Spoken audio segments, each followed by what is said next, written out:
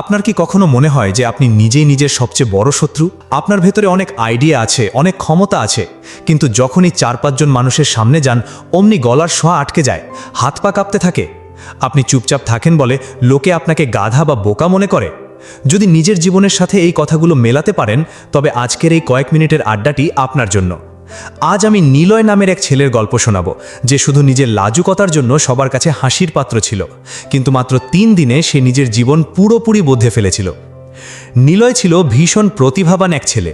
সে খুব সুন্দর ছবি আঁকত, মাথায় দারুণ সব ব্যবসার বুদ্ধি ছিল, কিন্তু তার সমস্যা একটাই, সে কারোর চোখের দিকে তাকিয়ে কথা বলতে পারত না। মানুষের ভিড় দেখলে সে ঘামতে শুরু করত। তার অফিসের কলিগরা তার এই দুর্বলতার সুযোগ নিয়ে নিজেদের কাজ তার ওপর চাপিয়ে দিত।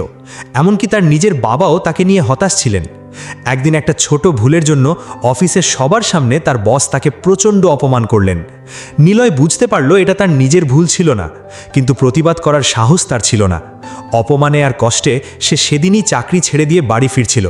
তার মনে হচ্ছিল এই ভীতু জীবন নিয়ে বেঁচে থাকার চেয়ে মরে যাওয়া ভালো। ঠিক সেই মুহূর্তে পার্কের এক বেঞ্চে বসে থাকা এক বৃদ্ধ লোক তাকে থামালেন। নিলয় কাঁদতে কাঁদতে তাকে সব খুলে বলল। বৃদ্ধ লোকটা নিলয়ের পিঠে হাত রেখে বললেন, মানুষ তোমাকে দুর্বল ভাবে নিলয়, কারণ তুমি নিজেই নিজেকে দুর্বল হিসেবে তুলে ধরো।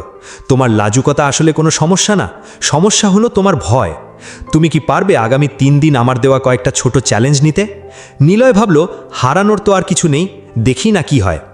প্রথম দিন বৃদ্ধ তাকে বললেন, আজ তুমি রাস্তায় বেরোবে এবং অন্তত 10 জন অপরিচিত মানুষের কাছে বর্তমান সময় জানতে চাইবে।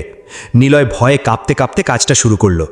দিন শেষে সে অবাক হয়ে দেখল, কারোর সাথে কথা বলা আসলে কোনো মরণ ফাঁদ নয়। দ্বিতীয় দিন তাকে বলা হলো এলাকার চায়ের দোকানে বসে জোরে জোরে খবরের কাগজ পড়তে। সবাই তার দিকে তাকিয়েছিল ঠিকই, কিন্তু কেউ তাকে মারতে আসেনি। উল্টো কয়েকজন তার সাথে খবরের বিষয় নিয়ে আলাপ শুরু করল। নিলয়ের ভেতরে প্রথমবারের মতো এক অদ্ভুত শক্তির জন্ম হলো। তৃতীয় দিন বৃদ্ধ লোকটা তাকে বললেন, এবার গিয়ে তোমার সেই বসের মুখোমুখি দাঁড়াও এবং তোমার ওপর হওয়া অন্যায়ের প্রতিবাদ করো।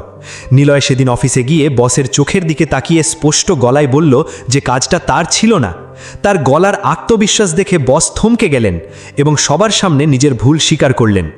বন্ধুরা, নিলয়ের এই জীবনের বদলটা কিন্তু জাদুতে হয়নি, এটা হয়েছে স্রেফ নিজের ভয়কে চ্যালেঞ্জ করার মাধ্যমে। আসলে আমরা যেটাকে লাজুকতা ভাবি, সেটা অনেক সময় আমাদের ইগো বা মানুষ কি ভাববে এই দুশ্চিন্তা থেকে আসে। আপনি যদি একবার সাহস করে ময়দানে নামেন, দেখবেন সেই ভয়টাই আপনার শক্তিতে পরিণত হয়েছে। মনে রাখবেন, পৃথিবী আপনাকে ঠিক ততটুকুই সম্মান দেবে যতটুকু আপনি নিজে নিজেকে দেবেন। আজকের এই গল্পটা কি আপনার মনে একটুও সাহস জোগাতে পেরেছে?